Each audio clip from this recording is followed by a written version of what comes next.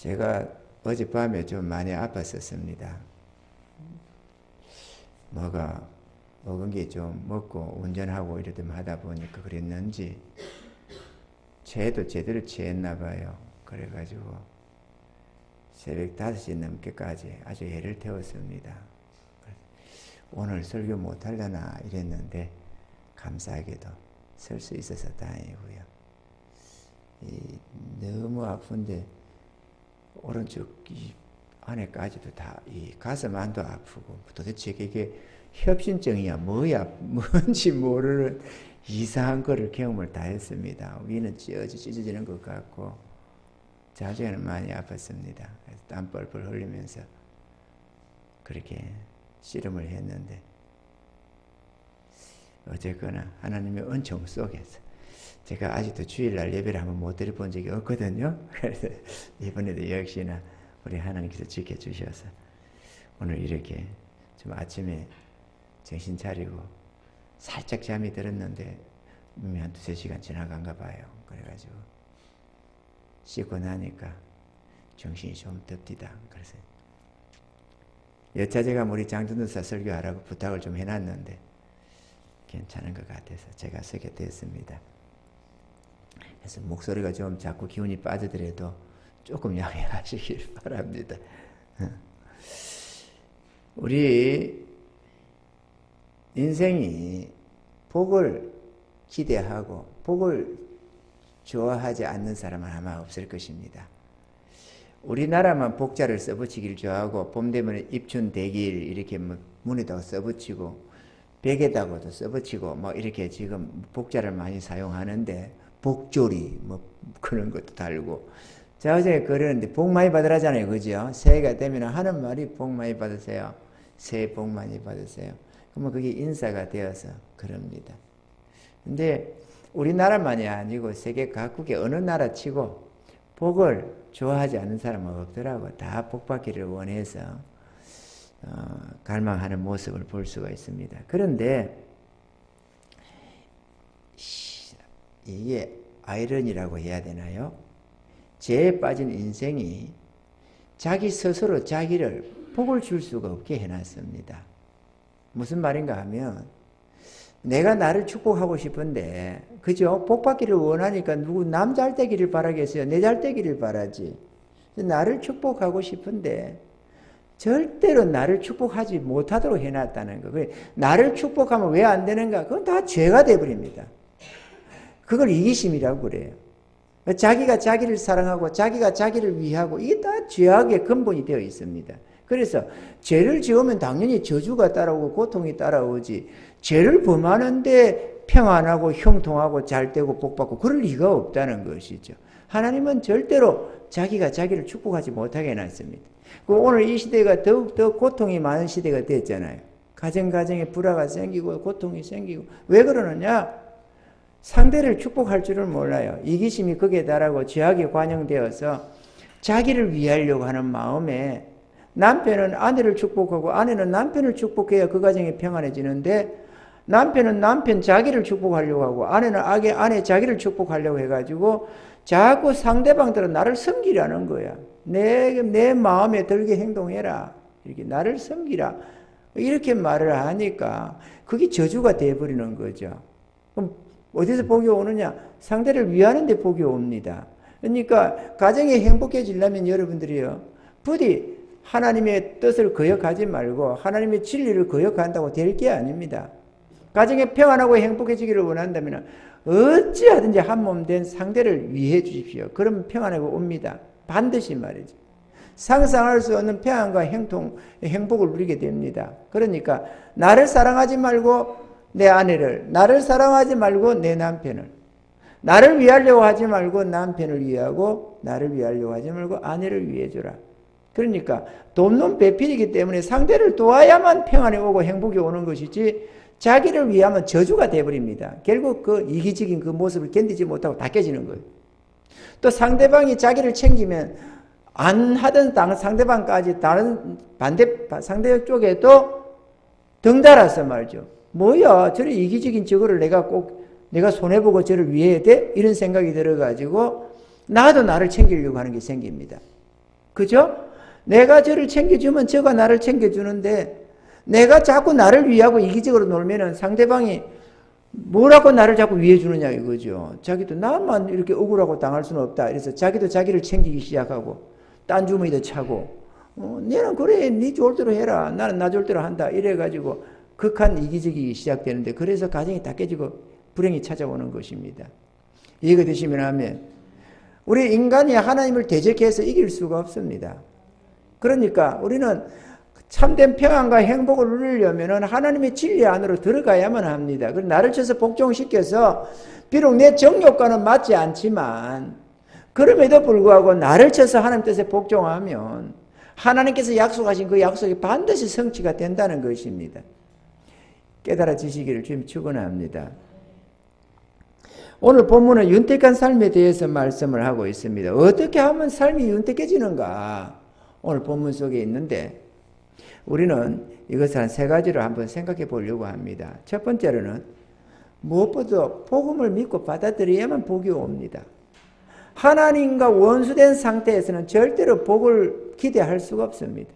하나님을 안 믿는 사람도 복받고 살던데 이렇게 생각할 수 있겠지만 그거는 이 땅에서 보일 때 돈 많으니까 복으로 보일 뿐이고 영원한 저주가 기다리고 있습니다. 아니 생각해 보세요. 여러분 우리가 한 100년을 산다고 치고 80년 100년 산다고 치고 여행을 갔습니다. 여행을 가서 1박 2일로 여행을 2박 3일로 해줄까요? 1박 2일은 좀 서운하니까 2박 3일로 여행을 갔다 칩시다. 그러면 여행 지금 겨울인데 동남아 가면 또 따뜻한 데가 있잖아요. 그럼 좋습니다. 따뜻한 데로 갔습니다. 야 별천지 신기하네. 우리는 벌벌 떠는데 여기는 덥네. 이래가지고 이제 수영도 하고 뭐다고 즐겼습니다. 한 3일간에 신나게 즐기고 내가 그동안에 있는 모든 것을 거기다 총투입해가지고 다 까먹어버렸습니다. 그러고 나서는 돌아와서부터 죽는 날까지 생고생하며 살아야 된다면은 그 3일간의 그 행복이 아니겠죠? 3일간의 행복이 되지가 않는 거죠. 일평생에 그로 인해서 내가 일평생 저주를 받아야 된다면, 고통 속에 살아야 된다면 그 3일은 불행의 시작이지. 그거는 저주지. 절대로 복이 될 수가 없습니다.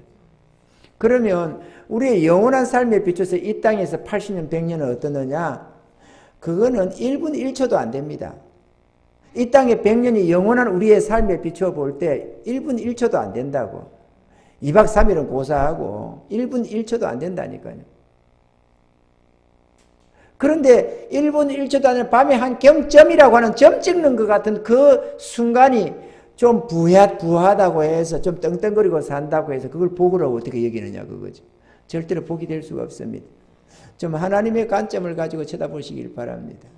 영원한 관점에서 보면 그게 영원한 저주지. 그 다음에 잠시 꿈에 하룻밤 꿈처럼 지나가고 나면 영원히 물 한 모금 못 마시고 쌀 한 톨 입에 못 넘기고 영원히 저주 속에서 불고통 속에서 고통당하며 지혜 뜯기며 그렇게 살아야 되는 존재입니다. 그걸 어떻게 축복이라고 할 수 있느냐 그거지. 아멘이죠. 이 땅에서 거지로 살아도 예수 믿어 천국 가야지. 코앞판으로 살다가 지옥 가서 영원히 저주받으면 그 행보를 어떻게 그러냐 그거지. 그래서 우리는 제일 먼저 복음을 믿고 하나님의 이 구원의 은혜를 믿고 주님 품으로 돌아와야만 합니다. 저는 나는 신앙 필요 없다. 나는 하나님 필요 없다. 이럴지 모르지만 절대로 그렇지가 않습니다. 인생은 홀로 못 삽니다. 아멘이죠. 하나님을 안 섬기면은 자기는 아무도 안 섬기고 나는 무신론자라고 할지 모르지만 그거는 마귀를 섬기는 겁니다. 사단 권세 아래서 그들의 추종자가 되어가지고 그들이 지시하는 따라가는 존재밖에 안 됩니다. 인간은 스스로 운전대를 잡을 수가 없습니다. 그러니까 악을 쫓든지 선을 쫓든지 둘 중에 하나지 중간대가 없다는 것을 우리가 이해를 해야 됩니다. 아멘이죠. 그러면 악을 쫓아서 영원한 저주가 아니라 선을 쫓아서 선을 행하는 자는 빛으로 오나니 이는 제가 빛 가는 데서 행하는 줄을 나타내게 하기 위함이라고 주님 말씀하듯이 선한 자는 빛 대신 주님 앞으로 선하신 주님 앞으로 들어와야 되는 것이지 내가 하나님을 배척하고 주님을 배척하면서 선한 척 해봐야 아무 소용이 없습니다. 두 번째로 우리가 복을 받으려면 주님의 몸된 교회를 섬겨야만 복을 받습니다. 하나님이 그렇게 복을 받도록 그렇게 배경을 만들어 놨습니다. 아멘이죠? 예수를 믿어야 하고 주의 몸된 교회를 섬기는 것이 복받는 비결입니다. 주님을 믿고 주의 몸된 교회를 섬기는 자가 후회하는 법은 절대로 없습니다. 우리가 예수 제대로 믿기 전에는 주님 앞에 온전한 순종을 원치 아니하고 내 정욕대로 살고 싶은 마음에 주님 앞에 쏙 들어가기를 원치 아니하고 그분을 주인으로 모시고 살기를 꺼려하는 경우가 많이 있습니다. 그런데 내가 내 죄를 깨닫고 회개하고 주님 품으로 돌아오면은 절대로 그걸 후회를 하는 경우는 없다는 것입니다. 마치 이 추운 날 같은 때 요즘에는 집집이 목욕탕도 있고 그러지만 옛날에는 사우나 묵고 목욕탕 갔잖아요. 사우나로 가든 목욕탕으로 가든 어쨌든 갔습니다. 그런데 이제 동네 목욕탕 찾아가려면 귀찮잖아요. 겨울 춥고 이러면 게으른 사람은 특히나 목욕탕 가고 싶지가 않아. 그래서 좀 갔다 씻고 오라 해도 안 가고 버티자 몇 달씩 이렇게.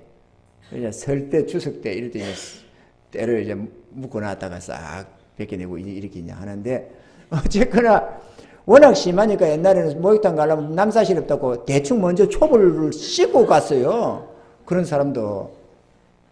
워낙 둥둥 떠면 남사실 오니까 대충 씻고 남사실 안 되겠다고 씻고 갔다니까. 그런데 어쨌거나 아무리 목욕탕 가고 싶지 않아도 목욕탕 가서 씻고 놓으면서 괜히 목욕탕에 왔다고 후회하는 사람은 절대로 없습니다. 씻고 나면 개운해집니다. 그죠? 씻기 전에는 아유 귀찮네 뭐 하네 뭐 이렇게 저렇게 할지 모르지만 목욕하고 놓으면서 후회하는 나 괜히 목욕했다는 사람 절대로 없습니다. 마찬가지로 회개하기 전에는 참되는 회개가 싫고 나를 주님께 헌신하는 걸 싫고 이렇게 되지만 진정 회개하고 주님을 모셔드리고 나면은 죄 용서받고 내 영혼이 영원한 생명을 얻게 되면은 그 영혼의 그 평안함과 자유함을 말을 할 수가 없습니다. 목욕탕에 목욕하고 노는 거하고는 비교가 안 되는 거죠. 절대로 일생 동안 후회하는 법이 없습니다. 그러니까 우리는 다 주님을 보고 믿을 뿐만 아니라 주님을 모셔서 주님의 몸된 교회 안에서 그분의 지체로서의 사역을 감당해야만 합니다. 많은 경우에 종교라고 생각을 해가지고 그러면 나는 나대로 예배 생활만 하겠다. 내가 뭐 교회 나와서 예배를 드리든 집에 텔레비 앞에서 앉아서 하든 내 스스로 가정 예배를 드리든 어쨌든 나는 예배 드리면서 하나님 안 떠나고 살겠다. 그렇게 생각하지만 절대로 그게 그렇지가 않다는 것을 알아야만 합니다. 주의 몸된 교회를 떠나서 구원이 없다는 말을 합니다. 신학적으로도 말이죠. 주님 안에서 주님의 같이 한 지체된 자들이 서로 돕고 협력하며 살지. 예를 들어서 우리가 허리가 한번 아파봐요. 어제 나도 밤새 아팠는데 가슴도 아프고 위도 그냥 썰이고 아프고 뭐 좌우지간에 이제 죽는 줄 알았어요. 이 명절에 이 공휴일에 어디 가서 이거 하겠나 싶은 생각도 들고 가슴이 아파오는 거는 또 처음 봐가지고 이거는 뭐야? 이게 협심증이야 뭐야? 뭐 별 생각이 다 들었어요. 그래 내가 오직 하면 내가 이래 죽을 수 있다 이 생각이 들더라고. 죽을 수도 있겠구나. 가만히 있어 보자. 그럼 우리 장전사가 설교를 잘하니까 맡겨놔도 되겠고 이런 생각 다 했어 내가. 워낙 아프더라고. 내가 그런 경험 처음 해봤거든요. 그 구토를 하면은 벌건 기 쏟아져요 그냥 막. 야 신기합니다. 뭐가 위장에 구멍이 뚫혀서 어디 피가 들어갔나. 좌우지간에 신기했어요. 그래가지고 희한한 경험을 해가지고 근데 아픈 거는 이 위장, 복부고 가슴이고 그런데 이 고생은 몸 전체가 고생하는 것도 아니에요. 네가 가슴이 아프고 복부가 아픈 건 네 일이니까 네 알아서 해라. 이러고 다른 지체들을 룰루룰 하는 게 아니다 이거죠. 그죠? 입은 아이고 해사고 손은 가서 뭐 주물러 대고 막 그냥 별짓 다 하잖아요. 다리도 왔다리 갔다리 하고 막 좌우지간에 이리 뒹굴고 저리 뒹굴고 조금 편하게 찾아 해줄 거라고 애를 쓰잖아요. 다른 지체들도. 그러면 주님의 몸된 교회 지체들은 어떠느냐고. 주님 머리 대신 주님의 지체들이 남이 다른 형제들이 쭉 아프다고 힘들어 하는데 상관없어. 나는 귀찮으니까 나 혼자만 할 거야. 이러면서 마치 지체 속에 몸속에 붙지 않은 지체처럼 눈이니까 발하고 상관없다. 나는 뭐 눈이니까 뭐하고 상관없다는 식으로 그렇게 할 수 있느냐 이거죠. 그럴 수가 없습니다. 신앙에 참된 것을 모르면 그럴 수 있지만 참 신앙 안에 은혜 안에 들어오고 주님을 모시고 드리면 주님 안에서 다 동일한 통치를 받기 시작합니다. 그래서 주님의 지시를 따라서 움직이기 시작하면 각 지체가 각자는 저에게는 하나님이 어떤 뜻을 주고 어떤 뜻을 주는지는 잘 몰라도 주님의 통치 아래서 움직이다 보면 서로 위하고 협력하고 주와 복음을 위하며 불쌍한 영혼을 위하며 이렇게 섬겨가도록 해놨습니다. 그게 지체라는 겁니다. 그러면 내가 하나님의 지체라면 주님의 지체라면 어떻게 나한테는 지시가 안 와가지고 너는 네 마음대로 편하게 신앙생활 해라 그렇게 하겠느냐 그거죠. 여러분 생각에 주님이 부활하신 주님이 여러분들은 야 아무개야 너는 교회 신경 쓸 것 없다. 너는 네 신앙만 똑바로 해라. 그러니까 지체고 뭐지고 상관도 없고 뭐 그냥 너만 기독교를 떠나지만 말고 나름대로 섬기라. 열심히만 해라. 그렇게 주님의 지시가 올 거라고 생각하십니까? 그건 불가능합니다. 그건 있을 수가 없습니다. 왜냐? 사람은 이 사람 다르고 저 사람 특성이 달라서 어떤 사람은 이리 하라고 어떤 사람은 저리 하라고 하지만 주님은 한결같습니다. 한 분이셔서. 그분의 특성, 그분의 선하심, 그분의 계획하시고 뜻하시는 것들이 항상 하나이기 때문에 같은 성령, 같은 은혜 속에서 이끌어 가시기 때문에 같은 말씀으로 같은 주님이 섬기기 때문에 이끌어 가기 때문에 같은 특성이 녹이 되어 있습니다. 우리의 속성들은 좀 달라도 이끌어 가는 방향은 똑같습니다, 여러분. 그러니까 내 좋을 대로 신앙생활을 하겠다는 거 아예 꿈을 깨셔야 합니다. 그거는 신앙이 아닙니다. 하나의 종교일 뿐이고 나 홀로 하나님 앞에 거역하는 고집이지 그건 신앙이 될 수가 없습니다. 오늘날에 뭐 누구에게 상처받았다 교회에 상처받았다 뭐 어쨌다 하면서 나 홀로 신앙이 너무 많습니다. 그 간섭하지 말라는 거예요. 그럼 주의 종이 간섭 안 하면 자기가 선지자냐 이거죠. 하나님께서 직접 계시를 받습니까? 아니잖아요. 그럼 나 홀로 내 좋을 대로 신앙생활 하게 돼. 내 좋을 대로 그게 정욕과 죄 아닙니까? 내 좋을 대로 하나님의 통치를 싫어하는 주의 종도 그냥 하나의 사람으로 봐가지고 주님이 당신의 도구로 쓰시려고 당신의 백성들을 바르게 이끌어 가려고 세워놓은 주님의 대언자요 사자인데도 그거를 그냥 사람으로 봐가지고 신학 공부한 사람 그리고 나도 하나님 뜻 모르고 저도 하나님 뜻 모르고 뭐 지가 알아봐야 성경 좀 더 아는 거겠지 이런 정도로 생각하는 거 사람으로만 본다 이거죠. 그래서 사도 바울은 뭐라고 했습니까? 내가 전날에는 그리스도도 그냥 사람 중에 하나로 봤지만 이제는 그리 안 한다잖아요. 주의 몸된 교회를 섬기면서 복을 받게 되어져 있습니다. 할렐루야. 그러므로 나홀로 신앙 그거는 별 볼 일 없습니다. 정말로 별 볼 일 없습니다. 자기가 옳게 간지 그렇게 간지도 모릅니다. 그래도 주님의 통치 아래 들어와서 믿음의 형제들과 함께 끈을 맺고 삼겹줄 신앙은 안전하다고 끊어지지 않는다는 주의 말씀처럼 서로 믿음의 연결고리가 생겨가지고 내가 조금 뭔가 사단의 시험을 당할 때 옆에서 믿음의 형제들이 붙잡아주는 사람이 있어야지 나 홀로 신앙생활을 하다 보면 사단이 쳐버리면 그냥 꼼짝없이 그냥 멸망을 가버립니다.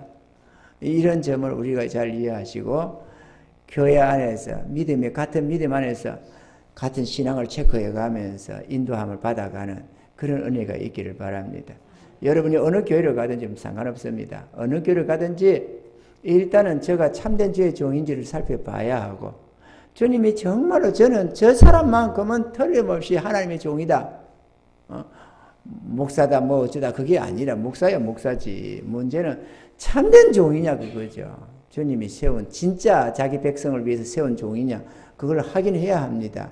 교회 좋다고 무조건 주의 종이 아니고 교회 크다고 주의 종이 아니고 사람 많다고 추종한다고 주의 종이 아닙니다. 그러니까 참된가 아닌가를 살펴보셔야만 합니다. 어찌하든지 내 생명이 귀하게 여겨진다면 말이죠. 그리고 참되다고 하면 그때부터는 그의 교훈에 따라가는 게 좋습니다. 그러면 절대로 망하지 않습니다. 아멘이죠. 셋째로 우리의 이웃을 섬김으로 복을 받게 되어 있습니다. 오늘 본문처럼 말이죠. 남을 축복하는 자가 축복을 받고 남을 윤택하게 하는 자가 윤택해진다고 오늘 말씀을 하시는 것입니다. 원래 돈이라는 거 이게 요즘에 우상숭배인데 돈이라는 건 내가 안 쓰고 움켜잡으면 남 줄 것도 덜 주고 예를 들어 내가 사업을 한다면 직원들 월급도 좀 줄이고 수당도 빼고 이래가면서 어떻게든지 예를 들어서 직원이 한 500명 된다, 300명, 500명 된다면 한 사람한테 10,000원만 떼도 500명이면 500만 원 아니에요. 그러면 이것저것 몇 번 땡겨서 한 돈 10만 원만 줄여버리면 5천만 원이 되는 거예요. 그냥 내 본래 수입은 놔놓고 조금 빼가지고 이렇게 저렇게 좀 하면 5천만 원. 저 보니까 병원들 같은 거 보니까 간호사들 잡아가지고 말이야. 1시간, 2시간, 3시간씩 공짜로 일 시켜먹고 돈 안 주는 게 많더라고. 그러면 한번 생각해. 하루에 한 2, 3만 원 쓰면 계산돼 봐봐요. 하루에 2, 3만 원이면 열흘이면 2, 300 아닙니까? 그죠? 2, 30만 원. 그러면 한 20일만 잡아도 한 4, 5, 60만 원, 50만 원 잡아봅시다. 그럼 간호사가 100명이 무지 됩니까? 5천이잖아요. 그죠? 100명 5천 맞잖아요. 너무 그렇게 이상하게 생각하죠. 어쨌거나 직원들, 큰 병원들은 직원들이 얼마나 많습니까? 조금씩 줄여버리면 더 커집니다. 그것 가지고 떵떵거리고 잘났다고 머리 굴리면서 똑똑한 척 하겠지만 절대로 그렇지가 않다는 것입니다. 남을 해하면서 절대로 복받을 수가 없습니다. 아멘이죠? 우리는 자꾸 나를 위하는 마음, 그래서 아끼고 전략해야만 된다고 생각하는 특성이 있습니다. 아끼고 전략하는. 그런데 아끼고 전략도 불필요한 거를 새 나가지 않도록 아끼고 전략하는 건 좋지만 써야 할 것, 심지어는 남의 것을 아끼고 전략해서 내 것으로 만드는 이런 부당한 이익을 추구한 자들이 너무 많다는 것입니다. 그래서 우리나라는 큰 기업들이 칭찬을 못 받습니다. 노블리스 오블리제가 되지를 않아요. 우리나라는. 저 서양만 해도 미국 같은 것만 해도 대기업들이 칭송을 참 많이 받습니다. 그죠? 빌 게이츠도 그렇고 저런 사람들이 얼마나 칭찬을 많이 받아요. 그 뭡니까? 투자의 워런 버핏 같은 분들. 자기 재산 반서 뚝뚝 떼가지고 내놔요. 그 뭐 수십 조씩 뭐. 아니 어떻게 그럴 수 있어요? 그것도 이름도 없이 빛도 없이 던져버려요. 우리나라는 착취에 착취를 거듭하는 거예요. 갑질은 다 하고. 그걸 어떻게 우리가 칭찬하느냐 이거죠. 그런 자들을. 존경이 가겠습니까? 근데 여러분 멸시할 수밖에, 손가락질 할 수밖에 없는 그 사장, 그 회장이 여러분이면 어때요? 여러분은 남들이 손가락질하고 멸시하는 줄도 모르고 내 잘난 맛에 아이고 이것들 말이야 이러면서 자주지하고 사는 거예요. 나는 내 권리라고. 그럼 우리가 갑질 하는데 갑질 하는데요. 어느 누구든지 간에 자기가 좀 권한만 주어지면 갑질을 다 하더라고. 대체적으로. 심지어는 아파트 분양 회원들도 갑질을 해요. 온갖 갑질 다 해요. 근데 자기는 정당한 권리라고 생각해요. 정당한 권리. 내가 정당한 권리라고 생각하는 게 남이 볼 때는 갑질인 거야. 신기하잖아요? 내가 정당한 권리라고 생각하면 남이 나를 볼 때도 나를 정당한 권리다 이렇게 생각이 되는데 절대로 그래 안 봐요. 그건 갑질을 하고 있는 거예요. 흔히 여러분들이 어느 자리에서 어떤 지금 갑질을 하고 있는지도 모릅니다. 그렇게 멸시하는 그 갑질을 내가 하고 있다 이거예요. 조심하셔야 됩니다. 여러분. 돌아보셔야 됩니다. 나의 정당한 권리인데 그게 갑질이 된다니까. 남이 볼 때.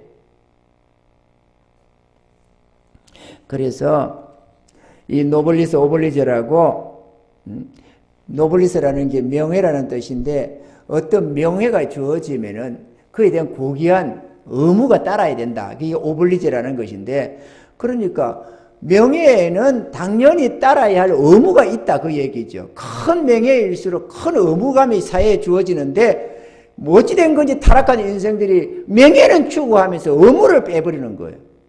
그러니까 그거를 악하다고 말을 하는 것이죠. 이거 지면하면 교회도 노블리스 오브리질에 대한 이런 삶을 살아야 될 줄 믿습니다. 우리 주님도 그렇게 말해요. 그래서 우리가 부하게 살려면 그에 따른 의무도 있는데 말이죠. 이 경주 최부자라고 여러분 들어보시죠? 경주 최부자. 이 사람은 300여 년 이상을 부자로 살았습니다. 그 사람이 300년을 살았다는 게 아니라 후대로 내려가면서 말이죠. 12대 동안을 부자 3배 못 간다는데 12대를 거쳐가면서 갑부로 살았습니다. 그런데 이 사람은 만석군을 계속 이어갔어요. 정권이 바뀌어도 이 사람은 만석군으로 갔습니다. 대다수가 정권이 바뀌고 뭐가 하면은 그 잘 산 사람들 다 몰락하고 뭐하고 하는 법인데 많은 정권이 바뀌었어도 이 경주 최부자라는 사람은 계속해서 불을 이어갔습니다. 12대 동안. 그 어떻게 해서 전란이 일어나고 뭐 했는데 이렇게 될 수 있었나? 보면은 이 경주 최부자는 6가지의 집안에 가훈이 있었습니다. 그 가훈을 보면은 첫째로 절대 진사 뱃을 이상 하지 말라고 했습니다. 진사는 양반 중에 제일 핫바리가 진사였어요. 그러니까 돈을 주고도 높은 관직을 얼마든지 살 수 있는데 절대로 진사 뱃을 이상은 하지 말라는 거죠. 왜냐? 높은 뱃을 올랐다가 휘말려서 집안에 화가 될 수 있다고. 절대로 낮은 거 아무도 끝들도 안 보는 그 진사에만 머물라는 거예요.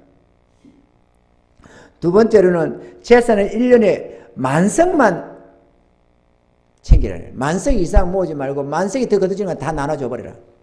그 만석 이상을 절대로 못 넘기게 했습니다. 지나친 욕심이 화를 부른다고. 그래서 1만석 이상 재산은 무조건 이웃에게 돌려서 다 사회에 환원해버렸습니다. 세 번째로 나그네를 후하게 대접해라. 누가 집에 찾아온지 후하게 대접을 하고 돌려보냈습니다. 네 번째로는 흉년에는 남의 논밭을 절대로 사지 말아라. 흉년이 몰리면 얼마나 싸게 팔아요. 그죠? 애굽에 우리 요셉을 봐도 말이죠. 흉년이니까 먹을 게 없고 죽겠으니까 그냥 논밭이고 뭐시고 그냥 싸게 그냥 다 넘기는 거예요. 그런데 절대로 흉년에는 논밭을 사지 말라고 해서 왜? 기근에 몰려서 싸게 팔아먹고 일평생 원망하는 수가 생기니까 기근하면 남의 그 약점을 이용해서 부를 챙기지 말라고 했습니다. 그래서 남이 힘들 때, 어려울 때에 절대로 논밭을 사지 말라고 했습니다. 그리고 그러면은 남 굶주릴 때 그러면 어떡하냐? 논밭도 안 사주고. 근데 문제는 6번째가 자기가 사는 사방 백리 안에는 굶어 죽는 사람이 없게 했습니다. 뭐 기근의 때는 모든 창고를 다 풀어가지고 다 사방 백리 안에 말이죠. 백리가 뭡니까? 40km 아닙니까? 사방 40km 안에 절대로 굶는 자가 없도록 한다는 거예요. 아니 나라도 가난은 어떻게 못한다는데 이런. 그리고 5계명이 가문에 며느리 들어오면 3년 동안 무명옷을 입히게 했습니다. 그 부자가 좋은 옷 안 하고 무명옷, 별 볼일 없는 그거 혹겨떡에 옷 입혀가지고. 왜냐? 내가 어려움을 알아봐야 남의 다른 사람들의 고통도 이해할 수 있다 해가지고. 이것을 전통으로 이어내려왔습니다. 그러다 보니까 오늘날까지 경주 최부자는 존중받는 인물로 그 집안이 그렇게 되어져 있습니다. 지금도 계속 이어갈 뻔했는데 독립운동하면서 재산도 갖다 바치고 그 다음에 대학 세워서 이 나라가 무지해서 일본에 망한다 이래가지고 대학을 세우면서 모든 재산을 그다 다 쥐었습니다. 지금 들리는 소문이 보면은 그 고래된 큰 집에 요즘에 개조를 해가지고 음식점 한다더라고. 후손들이. 재산 다 던지고. 얼마나 존중받아요. 그리고 그 조상들이 묻힌 그 묘는 너무 멋있는가 보더라고. 그래서 개방이 돼가지고 누군지 거기 가서, 텐트 치고 잔디밭에서 음식도 먹고 이러면서 생각하게 하는 그런 것을 했다는데, 우리도 한번 가봐야 되는 거 아닌가 이런 생각을 한번 하고 있어요. 왜 흩어 구제도 더 부하게 된다고 했느냐? 그 예수 안 믿는 그도 하나님의 법칙이 이 진리를 따라서 흩어 구제했더니만 더 부하게 되는 일이 있었어요. 가도 약해도 가난해진다고. 구제를 좋아하는 자는 풍족하여질 것이요 남을 윤택하게 한 자는 윤택하여지리라. 40km 안에 굶어 죽는 사람이 없도록 그렇게 일평생, 그 일평생 아니라 다음 때로 넘어가면서 그 지역을 윤택하게 하고 수많은 사람을 위하고 섬기고 하다 보니까 얼마나 백성들의 칭송이 자자했겠어요. 그러면 죽을래 죽을 수가 없어요. 하나님이 그런 자에게 복을 준다고 말씀하는 것입니다. 아멘이죠? 우리는 인색하지 말아야 됩니다. 인색한 거 정말 안 좋습니다. 가난하고 없어서 못 주는 것하고 인색한 거하고는 다릅니다. 줄 수 있으면 주는 게 좋습니다. 주님께서는 줄 힘이 있으면 갔다가 내려오라고 하지 말라고 절대로 했습니다. 아멘이죠? 억지로 5kg 오리를 가자고 하면 심리를 동행해주고 왼밤을 치면 오른밤을 돌려대주고 그것을 달라고 하면 쏜 것도 주고 우리 주님의 말씀입니다. 우리는 그렇게까지는 못해도 그래도 언제나 인자한 마음을 가지고 긍휼한 마음을 가지고 베풀 수 있어야 됩니다. 왜 이 말을 쓰면 하느냐? 이 명절 아닙니까? 명절 끝에 이때는 가족들, 형제들이 다 잘 사는 게 아니에요. 다 어려움 당하는 사람도 있고 뭐하고. 그런데 형제들이면 당연히 형제들이 서로 위하고 아끼고 나눠주고 이렇게 해야 될 것 같은데 잘난 형제가 못난 형제를 돕는 것이 별로 없더라고. 사회를 가만히 보다 보니까. 못 산다는 말하고 잘 살아 그렇게 살아서 어떡하냐는 말을 하면서 도와주는 법이 없어요. 별로 없어요. 갑부들은 말할 것도 없고, 저들은 전쟁이 일어나잖아요. 부모가 죽든지 하면 재산 쟁탈전이 일어나가지고. 형제들이 당연히 좀 도와야 되잖아요. 하나님이 지으실 때 다 동등하게 능력으로 준 게 아니에요. 어떤 사람은 모자라게, 어떤 사람은 잘나게, 어떤 사람은 약하게, 어떤 사람은 강하게, 건강하게, 별의별 하나님이 재능을 줘서 줘놨다 이거죠. 가난한 자와 부한 자를 섞어놨다고 주님 말씀하잖아요. 그러면 내 잘나서 꼭 잘난 사람만 돈 버는 게 아니더라고. 정말 어리석고 무식한 자가 돈은 더 많은 게 있더라고. 나발 같은 자 얼마나 부자였습니까? 그 어리석고 무식한 자가 얼마나 부자예요. 그 자기는 지혜롭다 생각하겠지만 돈만 많이 가지면 지혜롭다 생각하지만 안 그렇습니다. 재물 그대로 건세를 주시고 하나님 능력을 줘가지고 그렇게 하는 거예요. 그럼 다 하나님 부자로 지은 게 아니잖아요. 가난한 자도 있고 부자도 있고 하나님이 그렇게 지어놨대요. 그러면 좀 있는 자가 이웃은 좀 얻지 못하고 형제들은 도와야 될 것 아니에요. 근데 그게 그렇지가 않더라고 가만히 보니까. 그게 그렇지가 않아요. 살만한 형제가 어렵게 사는 형제를 어떻게든 도와서 위해 줄 생각을 해야 되는데 그게 그렇지가 않더라고 보면 사회를 가만히 쓰다 보면. 전날에는 뭐 모르지만 신앙 안에서 살다 보니까 이거 이럴 수가 있나 싶은 생각이 들어요. 그게 옳지가 않습니다, 여러분. 옳지가 않아요. 우리 교회 안에는 믿음의 형제들도 그런 짓은 안 합니다. 어려운 형제들 보면은 50만 원도 100만 원도 줘요. 빌려주는 것도 아니고 설명없이 봉투 하나 던져주고 가요. 믿음의 형제 아니에요. 영혼 형제, 하나님의 자녀들. 어떻게 그럴 수 있냐고. 세상에 형제가 굶주리는데 그걸 내몰라라 하고 내 혼자 잘났다고 혼자 잘 먹고 잘 살면 그게 복이냐고. 그게 복이 될 수가 없어요. 그럴 수가 없습니다.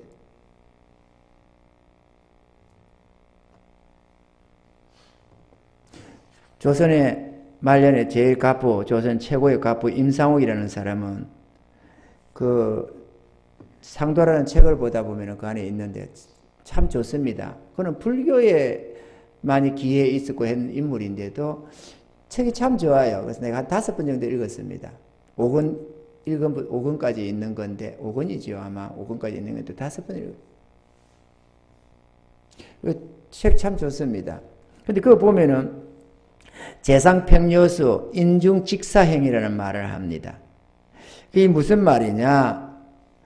뜻풀이를 보면 재물은 물과 같이 평등해야 하고 사람은 저울과 같이 발라야 한다 이런 말인데요. 재물은 물과 같아서 어느 한 곳에 쌓아 놓을 수가 없기 때문에 필요한 사람한테로 흘려보내줘야 하고 사람은 저울처럼 어느 한쪽으로 치우침이 없이 반듯해야 된다. 발라야 된다. 그 얘기였습니다. 임상옥이가 말년에 쓴 가포집이라는 책에다가 써냈습니다. 이 사람 재산이 얼마나 많았느냐 하면은 상상할 수 없는 이 시대를 친다면은 세계 최고의 갑부 이상이라고 그래요. 이 재산이 말이에요. 빌 게이츠 저런 건 저리 가라라고 할 정도로 재산이 어마어마하게 많았나 봐요. 지금 그 시대의 돈을 지금 현대 시대로 환산해 보면 그렇답니다.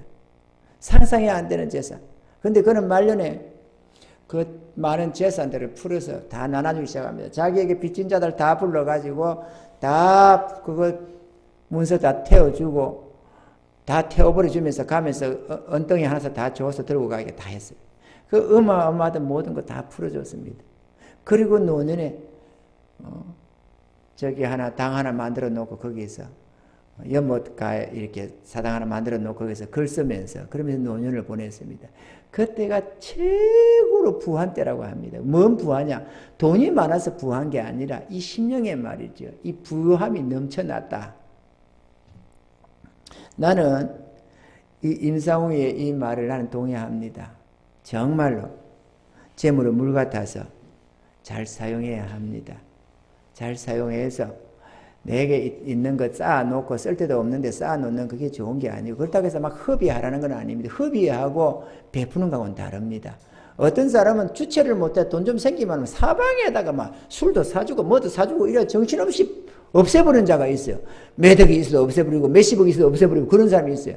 그거는 평생 거짓팔자니까 그거는 상관이 없고 그거는 논할 필요가 없는 겁니다. 남에게 준다는 것은 정말 필요로 한 곳에 보내준다는 것이지 씨잘데없이 허비하는 그를 하나님은 기뻐하지 않습니다. 아멘이죠? 나는 10,000원짜리 하나 허비 안 하려고 그럽니다. 단돈 10,000원짜리 하나도 허비해놓고 쓰지 않아야 할 때 써놓고 나면 후회를 엄청 합니다. 정말로 후회를 많이 합니다. 그런데 써야 할 때는 100만 원이 됐든 1000만 원이 됐든 하나도 안 아깝게 합니다. 비록 가난하지만 말이죠. 그게 하나님의 영광이 된다면, 그게 누군가에게 위로가 되고 은혜가 된다면 기꺼이 우리 믿음의 백성들은 할 마음이 되어 있습니다. 내가 없어서 못해주면 못해주는 것이지.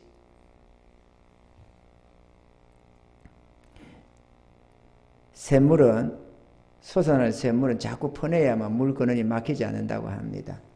샘물을 생명수로 생각해가지고 아끼고 퍼내지 않으면 물건이 막혀버리고 더 이상 샘구실을 못한다는 말을 합니다. 오늘 주님께서는 흩어 구제하여도 더욱 부하게 되는 일이 있다.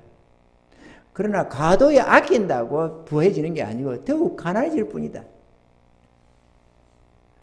구제를 좋아하는 자는 풍족하여질 것이요 남을 윤택하게 하는 자는 윤택하여지리라. 윤택한 삶을 살아가시기 바랍니다.